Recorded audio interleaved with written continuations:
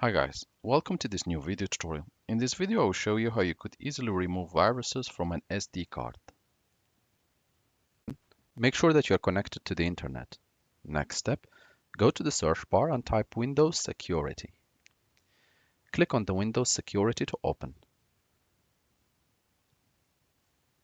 This will open the Windows Integrated Antivirus. Next step, click on Virus and Threat. At this stage, you want to click on Protection Updates and click Check for Updates. This will allow your system to update to the latest security intelligence version.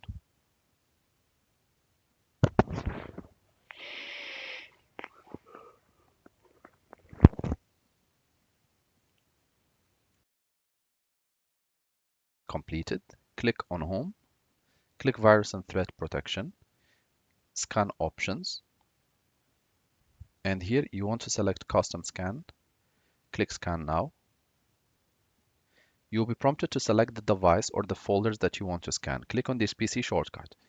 At this stage, if you want to scan USB flash drive or an SD card or an external hard disk or SSD or the Windows operating system and folders. So select which one you want to scan.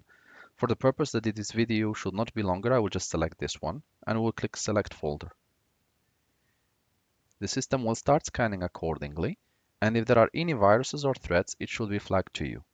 I will just pause the video here and I will restart to show you what it looks like after the scan is done.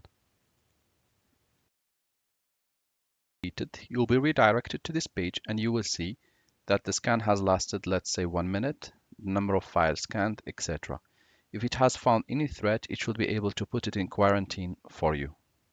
Thank you guys for watching and talk to you soon in a new video tutorial.